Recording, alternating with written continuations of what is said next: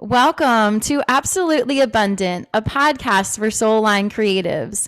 This is your host, Julie Getzinger, and this is episode 26, Building a Team with Ayla Quellhorst.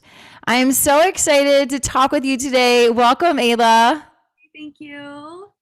Yay! Well, let me tell you a little bit about Ayla and why I asked her to be a guest today. So first of all, I saw her on Facebook and I saw her success. And whenever somebody has a lot of success, there's always a story behind it. You know, people think that there's such thing as overnight success, and there really isn't. You know, and I wanted to kind of dig into Ayla's brain a little bit and see like what it actually takes to be a successful business owner and to start from the ground up. So just a little background on Ayla. She is a full-time boudoir photographer based in Tacoma, Washington. She came from a blue-collar family, served in the United States Air Force, and now operates a studio that is projecting over $1 million in sales for 2022. She built the studio from the ground up with her husband, Rob, and now has 3 employees. Her portfolio is growing with 2 new studios opening in the next 6 months. Ayla is drawn to helping others grow their business and can be found teaching about all things boudoir at Shutterfest. Awesome. Well, Ayla, if we could start with telling our audience, what is boudoir photography? Yeah, so I love that question. So boudoir photography, it can be so many things. So for us, it's about the cliche of like empowering women, but more than that, it's about having these women see their stories and where they've come from and how that kind of transfers onto camera and having people love where they are now. So we don't want to be part of that empowerment that's like, you have to love your body how it is. We want you to love where you're at now. It doesn't mean you can't change that in the future. I think we've kind of gotten stuck in this like love where you are, and then it makes people feel like, well, but what if I want to work on it? Well, that's fine, but let's get you to where you love where you're at now, and then let's work on whatever you want to work on, and that's fine too.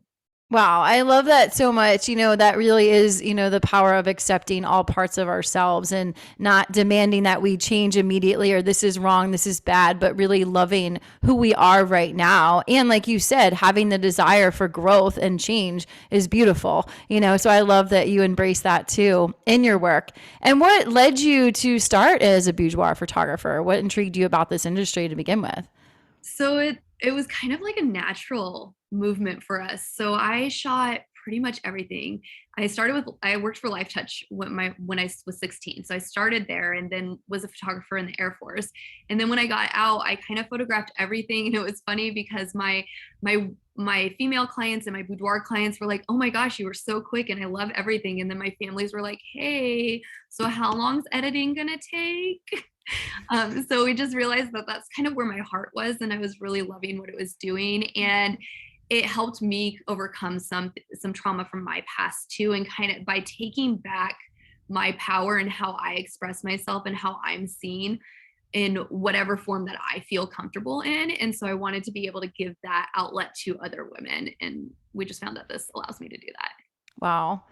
Yeah, and that's what I say to, boudoir photographers. I was one myself. And I remember Jen Rosenbaum saying, like, as you heal, I heal. And, seeing it as a healing art. People see it as like sexy photos. And yes, it can be sexy. And it's about the woman feeling great in her body. And it's also deeply healing. And what woman hasn't felt some kind of trauma around her body or her appearance, or had something happen where she felt less than, based on how she looks. So I love that, you see it in that way too. And, I'd love to hear a little bit more about your story. Like, how did you heal? What did this help to heal in you by helping other women heal at the same time?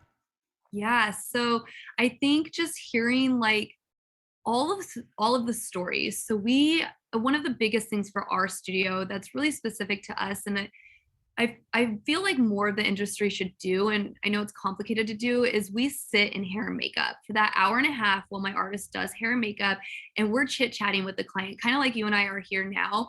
And I'm kind of reading the client and what she needs to talk about and what she's needing a friend for, and becoming that friend that you can just kind of get that all out into. And it's making me like see and realize that there's so many people who have kind of walked similar paths as us. And sometimes we just need somebody who's been there to just either give us advice because they've gotten past it, like they may be in a different point than us, or like have somebody to just get it out to that maybe is not our significant other, who I don't want to process those feelings necessarily with, or we don't want to put that on our best friend. I can be that person that they can kind of express that outwardly to. And I think by seeing that I'm not alone, it's really helped me heal too. And then it's helped me be able to continue that process of helping others to heal as well. Wow. Oh, so many chills listening to you talk. I feel so many healing vibes from you. This reminds me of, when we get our hair done and we tell our hairstylist our life story, and I told my hairstylist, I'm like, you're like my therapist. And she said, well, that's why I call myself a therapist, because I basically, right. We just listen to each other's stories. Right. And that is so important for women to be heard and to know they're not alone and to be that person that really sees them. I believe that is what makes the best artists, the ones that truly see you, and see your soul and see you for who you really are. And then capturing that on camera. I mean, that is the art of photography, and wow, I love it. And I love that you take the time to do that with women, rather than rushing around, getting your own work done or answering emails. Like the gift of presence is the best gift we can give to anyone. And like you said, we don't always like to burden our spouses or our best friends or, anyone else, because it's like, we feel like we're bringing them down, or we feel like, they're just going to want to fix us. Like, often our spouse might want to fix us, or not fix us, but, fix the situation and just make us feel better, where we want to be acknowledged for where we are. Sometimes we are in, the depths of pain, and we just want someone to understand and hear that and, witness us in that and allow us to have those feelings and know that they're valid. And then we can carry on, it's part of being human. So I love that you do that. And wow. Now I want to hear more about, your business, your success, and like, what does it take to start from, ground zero to $1 million in sales? Like, what does that journey look like? Oh, it's been crazy because I feel like it happened so quickly. And I don't know I kind of know what the point was, the turning point was. So one of the things I want to start with is like, so many people, I've had so many photographers tell me, oh, I could do that if I had your team.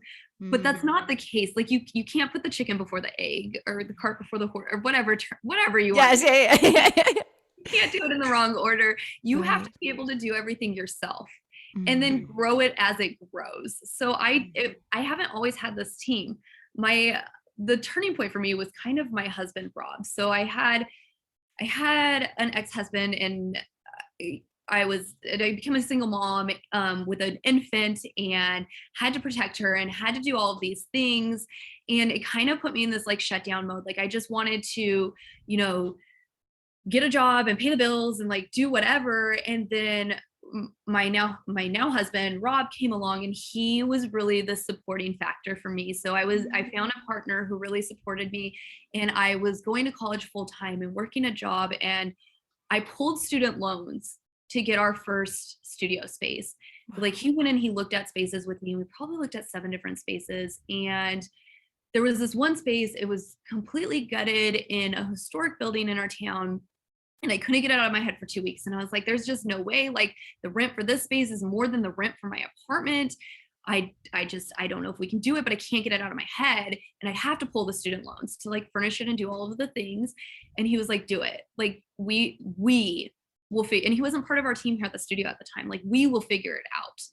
And so that was kind of like we didn't have a choice moment. Like we had to do it because there was so much writing on it. So we did that, and my makeup artist was contractor at the time, and Rob would just come in and he'd help with things here and there as I needed them. We have a video of like, we got the keys and we set up the studio space, and it's not a video, it's a picture. And I have like in the background him sweeping in one of the rooms because we furnished the studio, spent the night at the studio, and then did a shoot the next day at night.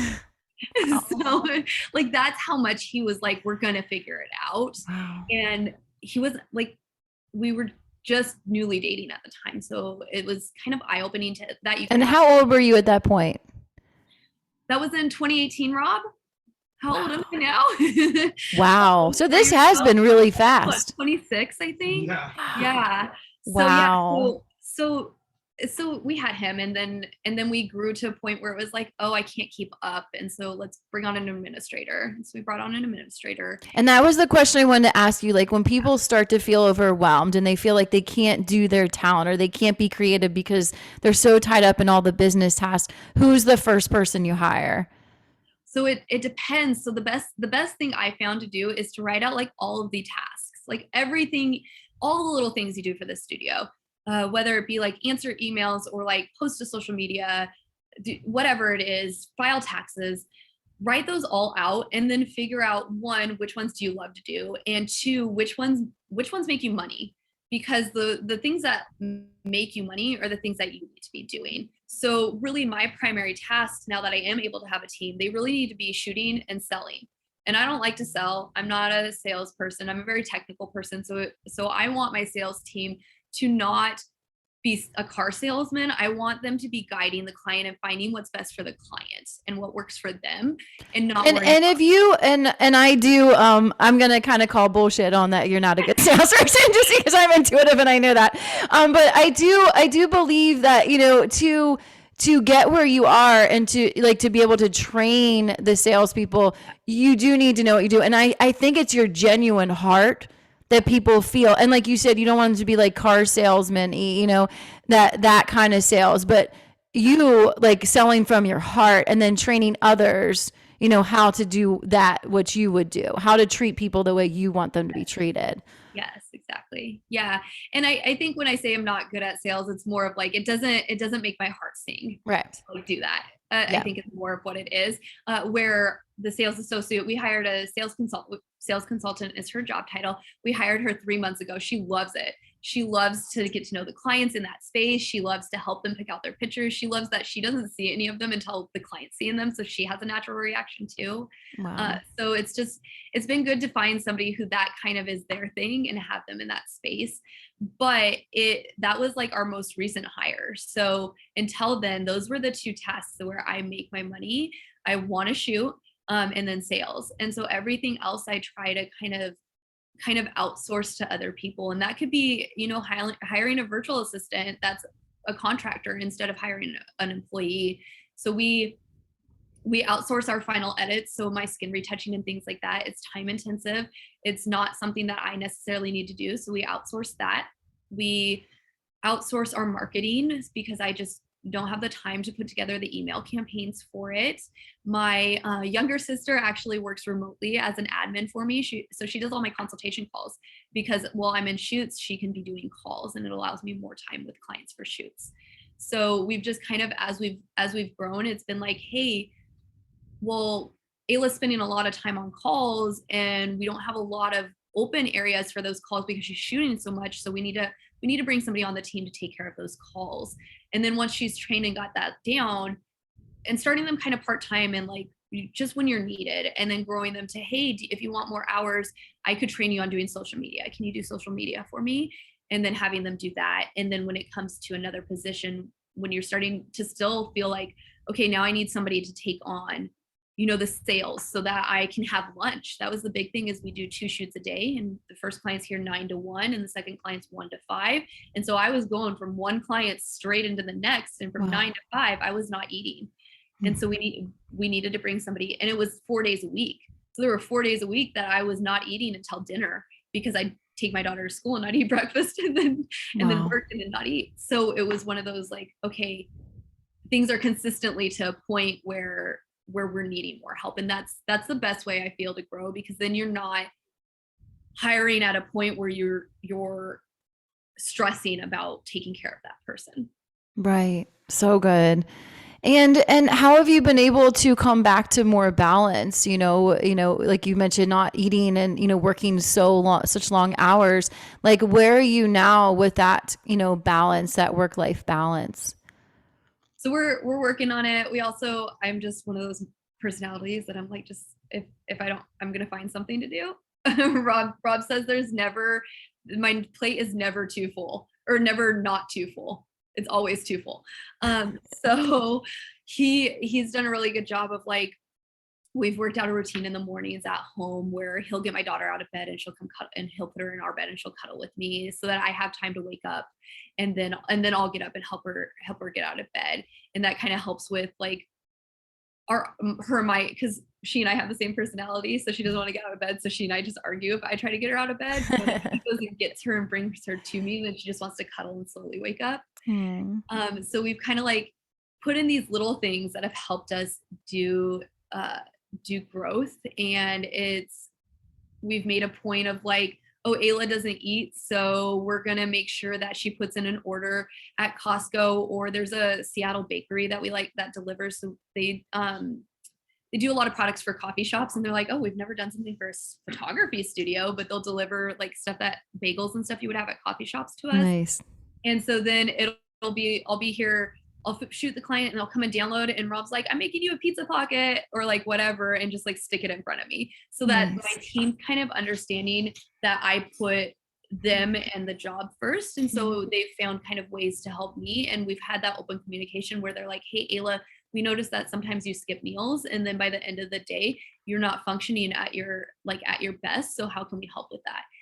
So building a team that you really communicate well with is essential for us. And we're having a barbecue tomorrow at our house, and so the whole staff's invited, and then my family. So it's a family barbecue, but the staff's coming so that we get that time, and it really helps each other know like their signals and their needs without them having to speak those. And I think that's been really helpful to kind of adjust everything too. Wow. I think that's such a good tip too, for having a team, like not seeing them as like just employees, but their family, actually including them in your family barbecue and seeing them as people and getting to know them on a deeper level. That's what makes people, want to stick around. I had a conversation the other day about, retention and how, after you train people and they're just like, thanks, and leave. And it's like, what? Like, I just taught you everything I know and you're done. Like, peace out. Like, what?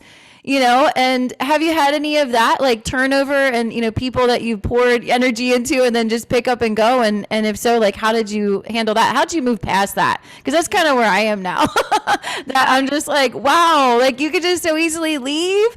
Like, how did you overcome that?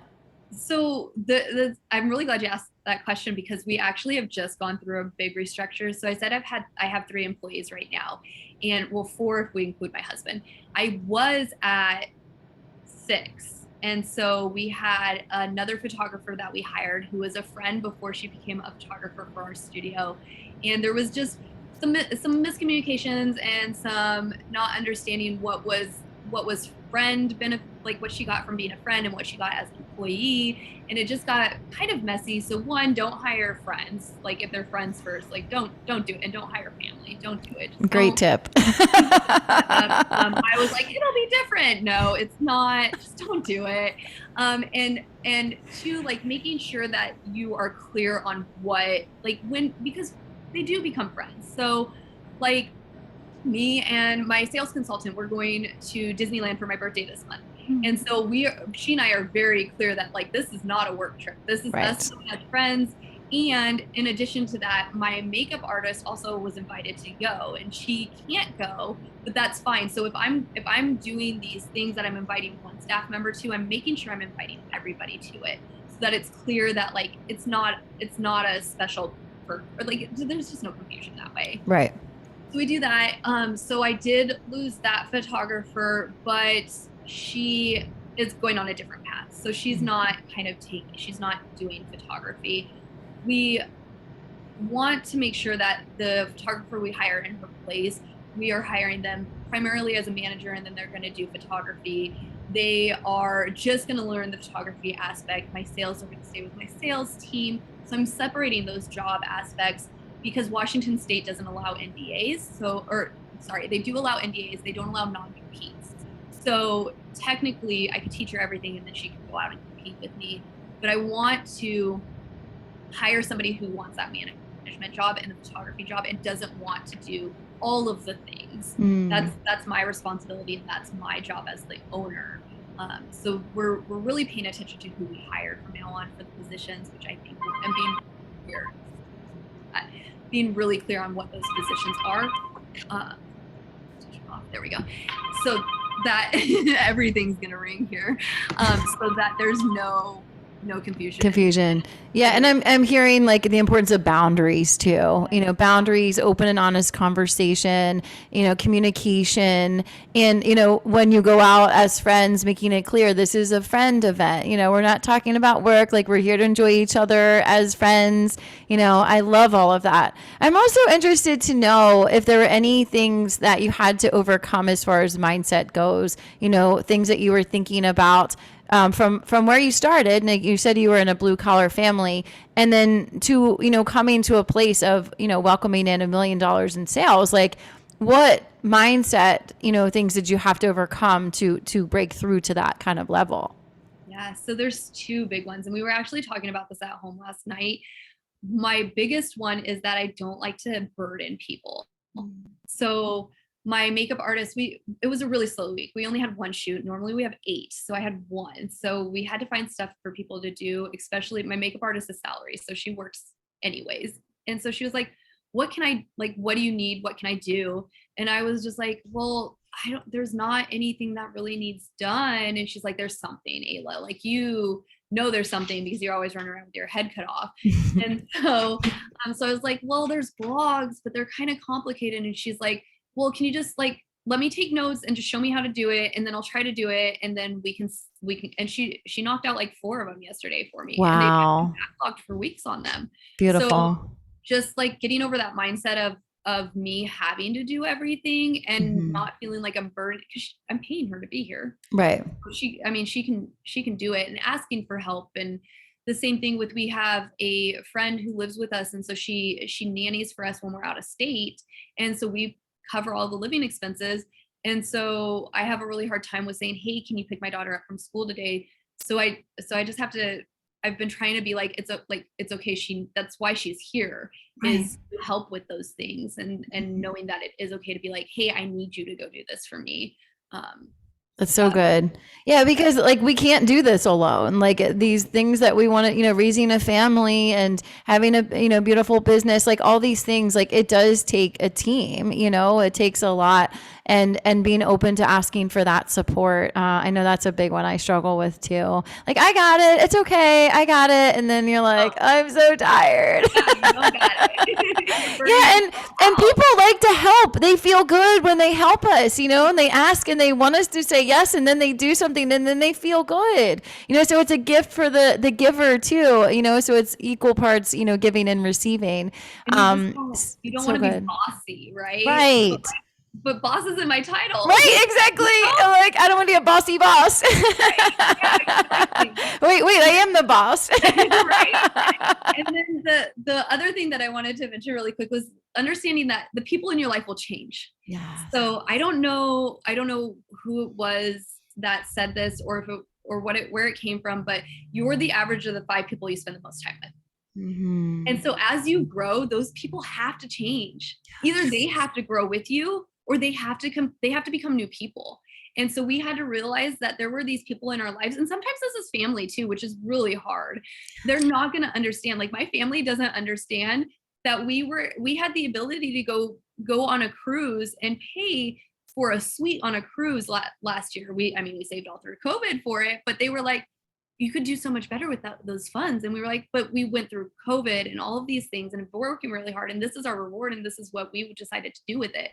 And so sometimes, coming from those families and such, it kind of puts you in a place where you have to you have to understand that you need people who are more on that higher tier, like whatever tier you're on at that time. And so we have grown to where our friends have totally changed, and the friends that don't get it and they don't understand, like, we've moved to friends who are like, "Yeah, like, why are you not doing that yet?" So whatever it is. And sometimes it's staff too. The staff see all this money coming in, and then they see their paycheck. And they don't understand that, like, you have rent, and you have contractors and you have outsourcing and you have insurance and you have taxes and you should be taking a CEO paycheck because you're the one Yes. so, Yes. so you're giving them what they Right. should be paid, and Right. you are going to try and increase that pay for them, but they're not seeing they're just seeing one number, and then they're feeling like it's not fair. And so sometimes you have to understand that you have to show them why. And to the point of being like, hey, like breaking down their pay and being like, you have to make this amount, you have to bring in this amount for it to be worth me paying you. So in order for me to pay you more, this is what you need to do. And them realizing how much more work that is. And then them saying, oh, now I get it. Right. Because they have to earn it. They have to be bringing in the money for that. And you show them what's possible. Like maybe they are going to start their own business, or they'll, build their own team, or, and like, just because there's more money coming in doesn't mean, oh, like free for all, like you said, as you grow, there's the other expenses that come along with the growth, and, paying employees and everything else that goes into it, your studio space and everything. And I love how communicative you are with your team. I think that, again, the communication is so important, and addressing those kinds of conflicts, and also like being open to letting go of people who aren't a match anymore. That's one I've struggled with, and it's like, I feel so fiercely loyal with people, and then when they leave, I get sad, and I'm like, why does this have to be sad? It just means that I'm going in a different direction, or they are, and that's okay. And like you said, as we grow and evolve, it's a natural process that our friends are going to fall away. We'll get a new group of friends. Our family might not understand, and that's okay. And if we want to go on a cruise, or we want to do whatever we want to do with our money, that is our choice, and they might not never understand, and that's okay. It's okay. So many good tips. I'd also like to hear about I know you're making a tracking sheet. Is this something that's going to be available for people to purchase from you? Yeah, so we were going to make the tracking sheet available for purchase, but I've learned that as I've seen people use the tracking sheet, I'm constantly updating it. So what we're going to be doing is I'm going to be opening is it Patreon? My sales I was like, I'll do it on OnlyFans, and she's like, don't do it on OnlyFans. You know what OnlyFans is for. So she's like, use Patreon. Yeah. So we're actively in the process of setting this up. So we're going to do a Patreon that's going to be a monthly subscription, and it's only going to be like $25. It's not going to be very much, $25 or $50. Nice. And it's going to be business based. And so the people in that group will have access to this spreadsheet. And then we'll do, whenever I like decide to add something new to it, I'll do a video to show everybody how to update their spreadsheet. And we found that that's also going to be the best way to show it, because we use so many pivot tables in this spreadsheet. It can be a little confusing to like fix it for your studio. So this allows us the ability to do that and be more hands-on with the spreadsheet, because it has so much information. So we track all of our sales on this. It tells me when a client signs a contract, I put the city and state from their address in the spreadsheet. And so I have a record of what city and state has my highest sales average. So then when I run Facebook ads, I know which cities and states to target, because we travel too. I can then tell, it tells me what the sales average is for everybody who does sales in the studio. It tells me the sales average based on photographers. It shows me the commission amount for each month for my photographers, and the booking bonuses for my admin who does my sales consults. It shows me all of the Facebook ads that I run. It shows me what the sales average for each of those are. So I know, oh, this kind of campaign I don't want to run again. It shows me my averages for each month. It calculates how much tips each of my staff members is getting for the month. Like, this spreadsheet has all the information in it, so that I can just, like, my mentor will message me and he'll be like, hey, what's this? And I literally pull up the spreadsheet and I'm like, oh, it's this. I don't have to go figure it out. It's all right there in the spreadsheet. So it makes demographics and marketing and all of that thing so much easier, down to like, I know how many days and how many weeks between booking and a session happening. It's all in the spreadsheet. Wow. And is this specific to photographers, or can any business owner use this? So I'm sure you could figure out a way to use it for other things. It might be really good for somebody who does retail, because it does have a section where it has like the collection that people ordered. And so then so it has 2 pages. One's like the yearly of all of clients are listed down, and then all their data is on there. And so then on my main spreadsheet, it'll tell me each month how many of each collection I sold. So you might be able to switch it up for something that's more retail. It would just take a little bit of work because it is based mostly on service. So a service industry would be easy to convert into this pretty easy, and then update it as you go. That sounds amazing. That's so good. And I love that you have both this tracking analytical mind and the artist mind. Like that's a rare combination. You know, I'm always like wowed when I hear creatives who also have this kind of a brain because I do not. And that is something I would just hand off to my VA and be like, this sounds really cool. I don't know what to do with this, but here you go. Like, I'm sure it's great for our business. I mean, the information sounds amazing. I just would never know how to design something like that. I'm like, Right. wow. Well, it's funny because it came from my mentor has a session tracking sheet, and they were like, you need to start tracking your sessions. And literally all it had was like, did they book did they pay the retainer? Had they picked out their date, their name, and then like a couple other things. And I was like, this is not going to cut it for me. If you want me to track, I'm going to track. I'm going to track. Like, I'm going to do it all the way. I spent 3 months and I'd get like done with it. And then I'd be like, Rob, I finished the tracker. And I finished it 2 weeks ago. And I was like, I had to change stuff. And now it's gotten to the point where like I'll be in a bad mood and Rob's like, do you need to look at your tracker? Because it'll tell me like, oh, we have this many more sessions for the year, like this many more coming up. Or there's like I can see one of the pages shows me year over year, like it has like a graph. And so I can see the little dot move up and up and up and up and up and see like my sales trend because it goes like this. And then the new year hit and it go whoop all the way down to the 0. And so now I can just watch it.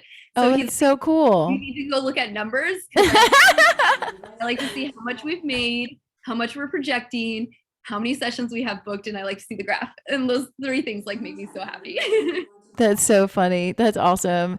I love it so much. And is there, final words of wisdom that you would leave to photographers who are maybe just getting started and, they have a dream of getting to where you are? Like, what would you tell them? I think something that's really hit home for me recently has been to just be kind to yourself and realize that where you're at now is where you wanted to be 5 years ago. And where you're at now is not where you're going to be 5 years from now. And it's a struggle. The days are long, but the years are short. So you're going to get through it. You just have to keep going. Oh, so many chills. I love it. That is such good advice. So good. And where can people find you online if they'd like to learn more from you? Yeah, so they can go to my website and fill out my contact form. So it's aylaquellhorst.com, or just shoot me a direct email, info at aylaquellhorst.com. And I'm sure you'll put that in your show notes because it's impossible to spell. But they can just send me an email directly, and I am working on my spreadsheets from Shutterfest. I'm going to be sending them out to everybody who is in my classes so that they have them. And once those go out, I'll have the Patreon information up. So probably in the next few days to a week, I'll have all that information so that people can pop in. And like I said, we're going to do like $25 or $50 a month and do at least one video a week. That's my minimum that I'm going to do based on what people are needing to learn. And so that's going to be a great resource. So even if people popped in and saw what it was about for the first month and then decided what they wanted to do, I feel like I wanted to keep it low so that it's easy for people who are just starting out to access, to help them grow to a point, like start with the small things and grow to a point where you can hire like a one-on-one mentor like I was able to do to help you more. Just grow. Love it. So good. Wow, Ayla, thank you so much for being here today. I loved getting to talk with you and learning more about, behind the scenes, what it's like, in your world. And, thank you so much for being here. Yeah, thank you so much for having me. It was so much fun to get to know you and like have the questions and just have a natural flow. I love how you do it that way. Oh, thank you so much. All right, everyone, thanks for listening, and we'll see you next week.